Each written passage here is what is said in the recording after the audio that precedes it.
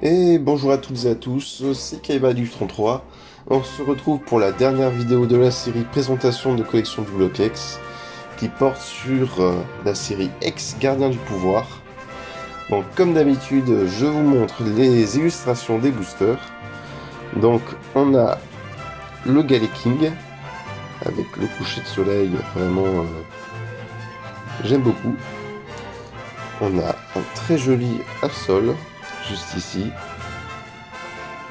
Voilà. On a un Raichu.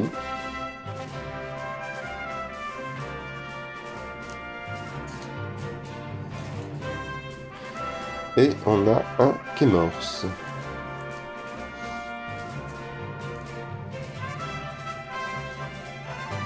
Ensuite, on passe à la présentation du livret de règles. Donc là, on retrouve le Absol, juste là, et le Raichu.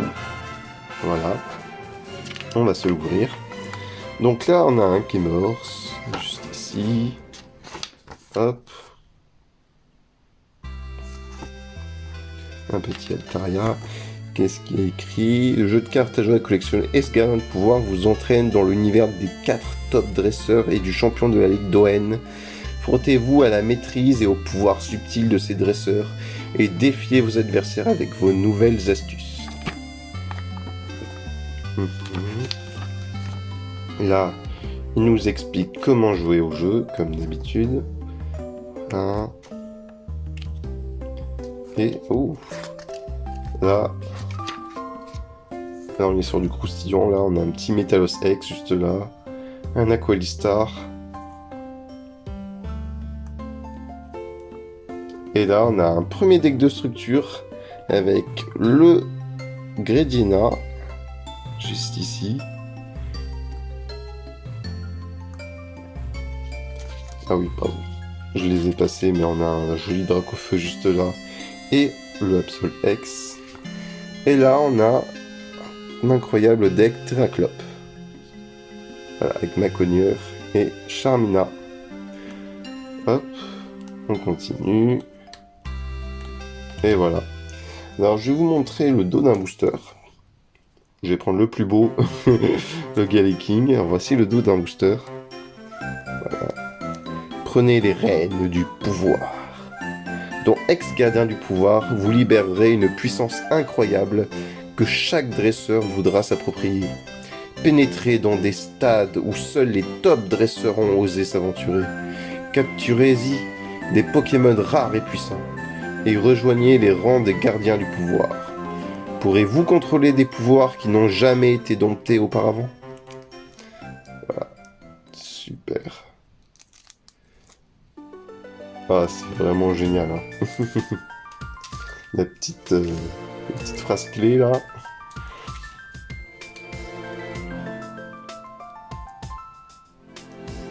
Trop chouette. Allez, on se retrouve tout de suite pour la présentation des cartes. Hop. On se retrouve pour la présentation de la série. Je vous présente les cartes une par une. Donc on va commencer par les holographiques. Avec le Galet King, qui est la première sur 108, que j'ai ici en holo reverse. Alors, les illustrations sont simples, car c'est du Ken Sugimori. Les Ken Sugimori, il est réputé pour ça, pour faire de l'illustration de base des Pokémon, donc du Pokédex et tout, qu'on retrouve dans le jeu également. Donc voilà, très sympa le Galet King. Pareil, j'aime beaucoup les reverse. Ce serait génial qu'ils refassent des reverse comme ça, avec le stamp et tout. Ah là là, qu'est-ce qu'il est beau. On continue avec du Altaria, donc toujours de Ken Sugimori. Hein. Voilà. Une brille de mille feux. Très cool. Hop. On continue avec un petit Armaldo en holo reverse. Voilà, toujours Ken Sugimori.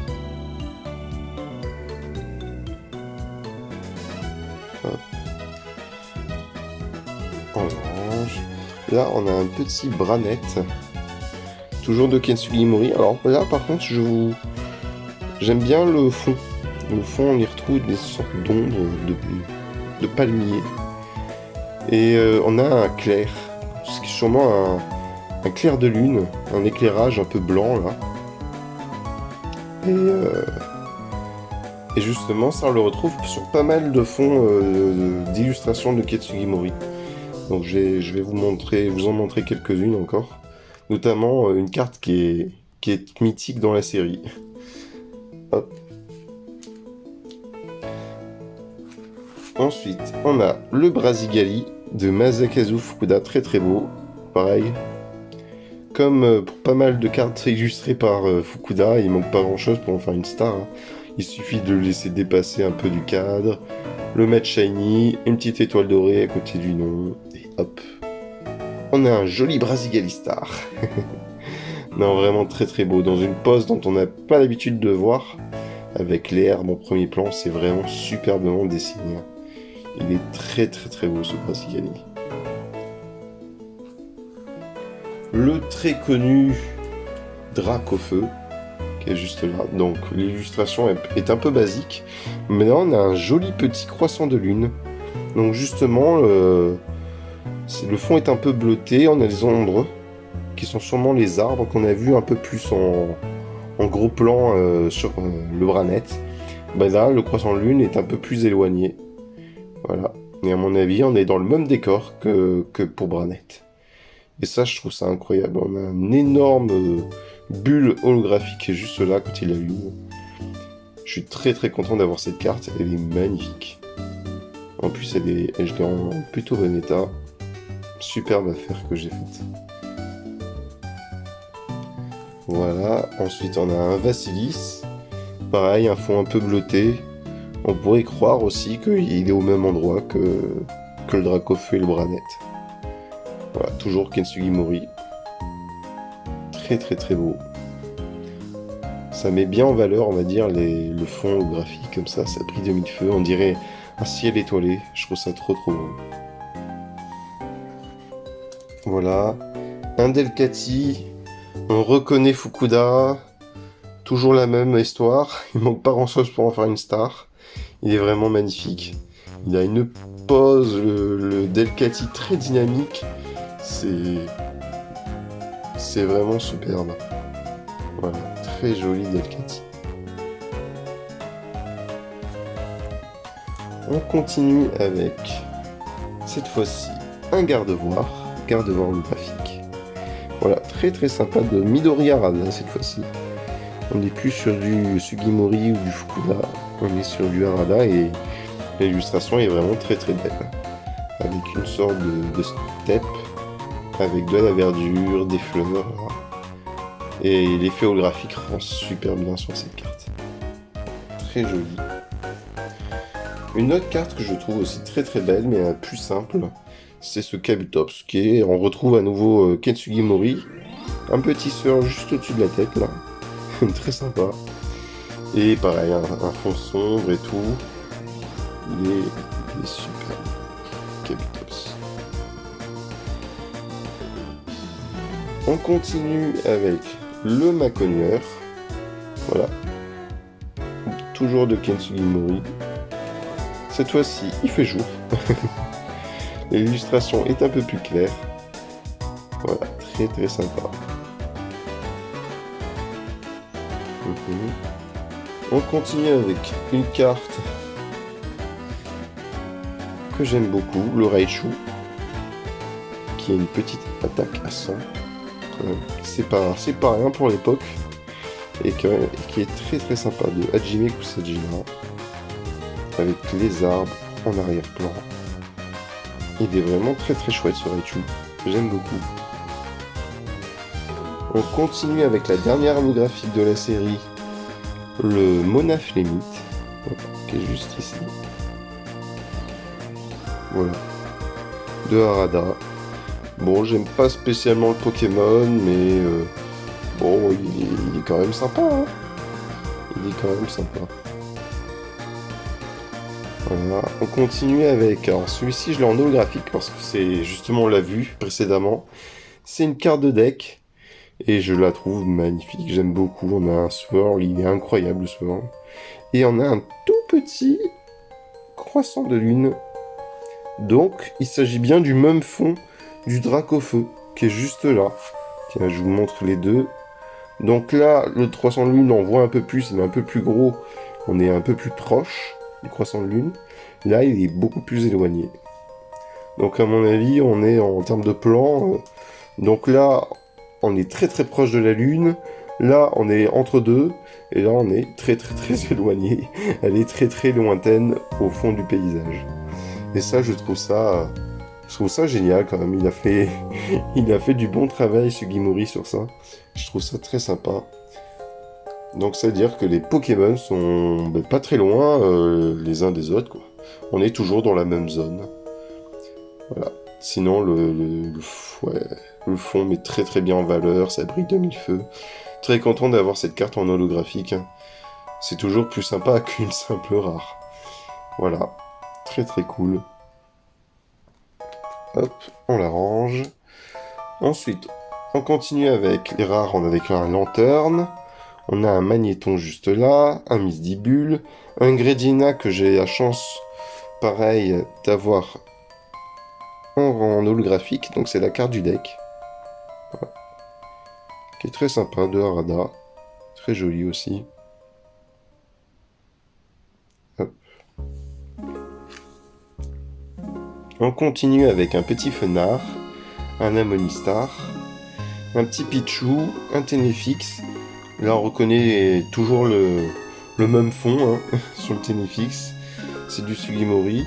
On a un petit Sévipère juste là, un Culbutoke. On continue avec un Mangriffe, un Anorite, un petit Cacturne, un superbe Reptincelle. Hein. J'aime beaucoup la position du Reptincelle. Pareil avec ce Galifeu. Très très sympa. On dirait qu'il fait un dub.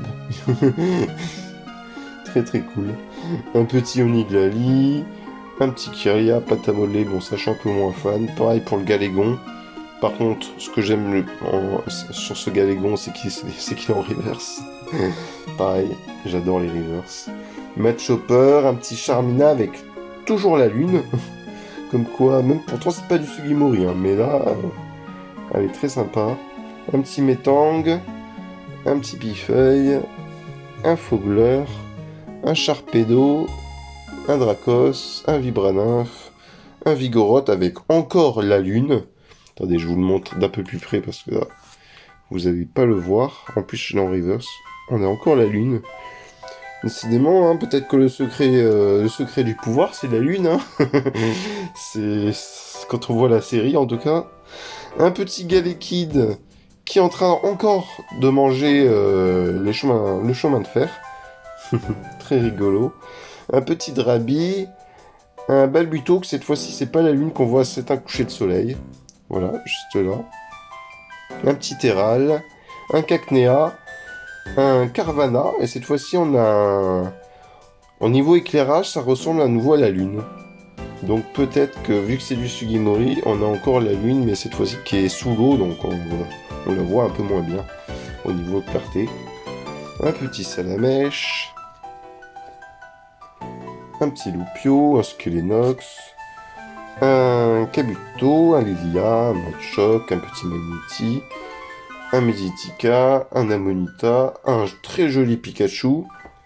Pour les fans de Pikachu, tenez, je vous le montre de plus près. Voilà.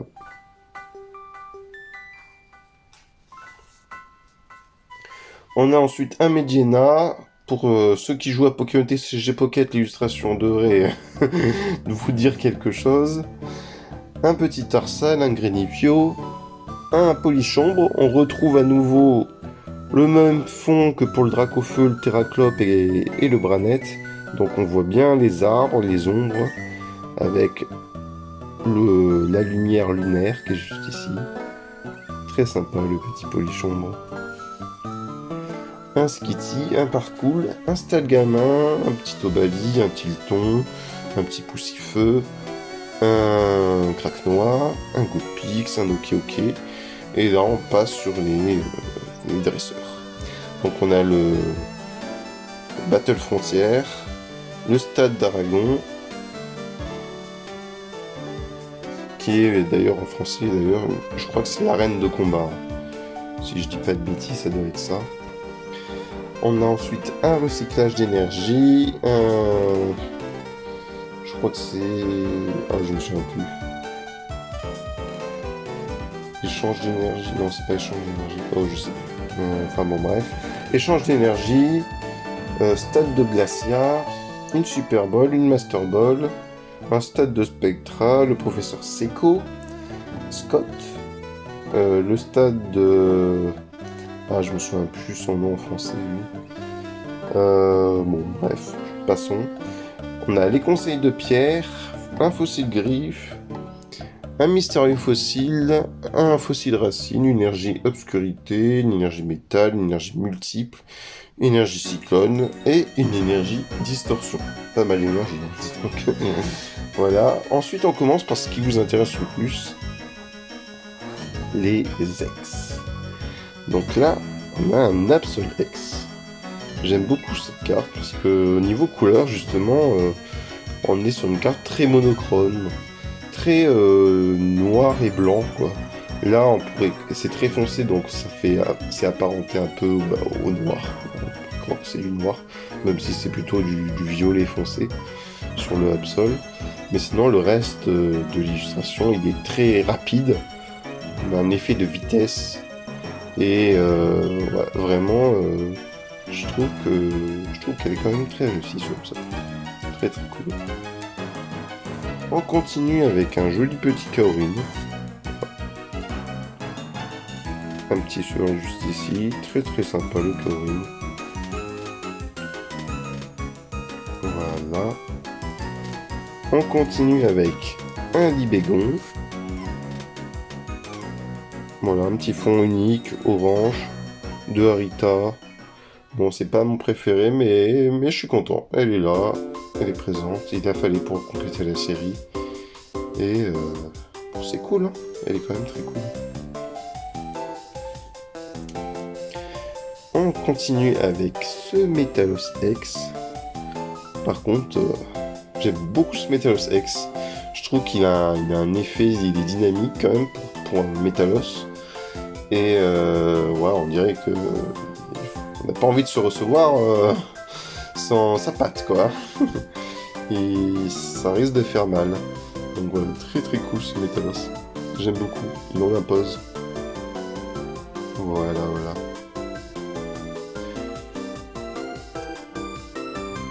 On continue avec un petit Dratak X, qui est quand même très particulier, ce Dratak, pour les experts d'entre vous. En fait, il s'agit d'une fosse que j'avais eue dans un lot il y a très très longtemps.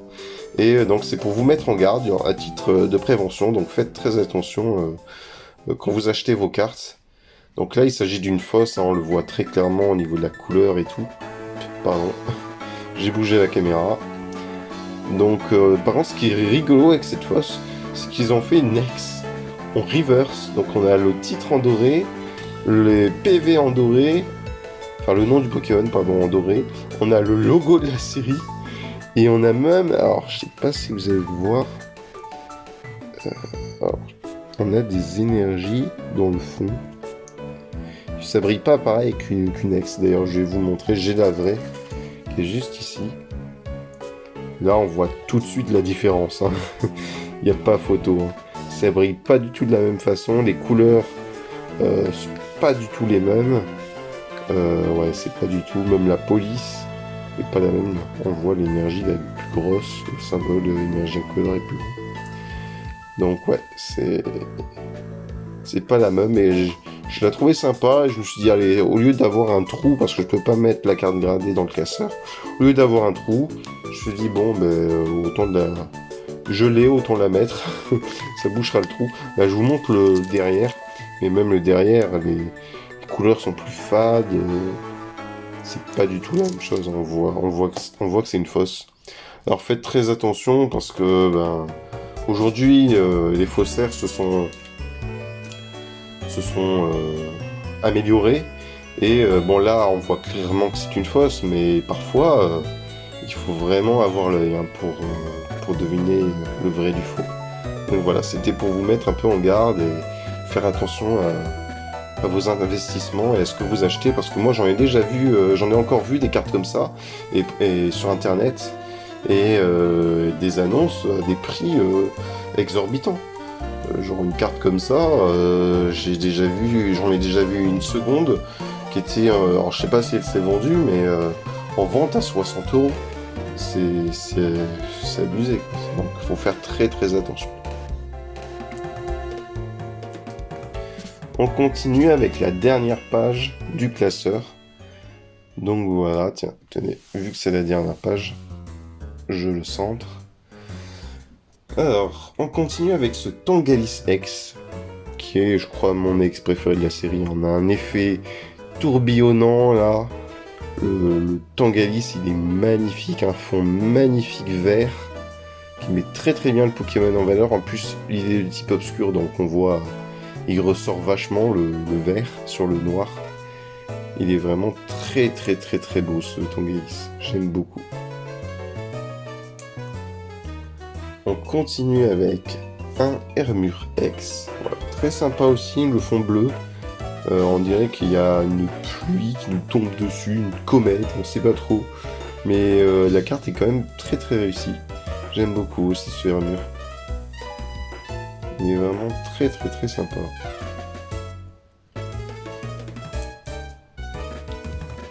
On continue avec ce petit Kémorse, enfin petit. Non, c'est un euphémisme. Non, il est vraiment badass aussi ce Kémorse. Alors bon, mis à part ça, il est pas exceptionnel, mais il est sympa. Voilà, une petite ex qui est à 150 PV. Ça me rappelle mon enfance. Qu'est-ce que j'aurais donné n'importe quoi pour avoir une carte comme ça à mon époque. Voilà, très très très cool. Ce petit Kémorse. Là, on attaque les cartes que vous appréciez sûrement le plus de la série. Donc on a un Pyrolistar. Voilà, très très content d'avoir cette carte. Il est plutôt clean en plus, mon Pyrolistar, je suis content. On a un petit soir juste là. Voilà, le Pyroli qui est un peu plus jaune-orangé. C'est très très cool. Très très cool. On a ensuite un Voltalistar. Alors s'il n'est pas ici, c'est qu'il est ici. Voilà, très content d'avoir cette carte. Je l'avais acheté quand j'ai repris la collection, donc en 2014-2015. Et ouais, je l'avais eu aux enchères à l'époque pour 30 €. C'était que dalle. Donc trop content. En plus, elle est revenue 6. Elle est vraiment en bon état. Très bon état même. Elle est très très très très chouette. Une carte pareil, que j'ai eue en brocante cette fois-ci. Trop content d'avoir. J'avais été à une brocante geek en 2019. Et non, pardon, c'était en 2019. Oh, je sais plus. Non, en 2021, je crois. Non, je crois que c'était en 2021. Bon, bref, je sais plus. Entre 2019 et 2021. Et j'avais vu cet Aqualistar qui a quand même des défauts. Hein.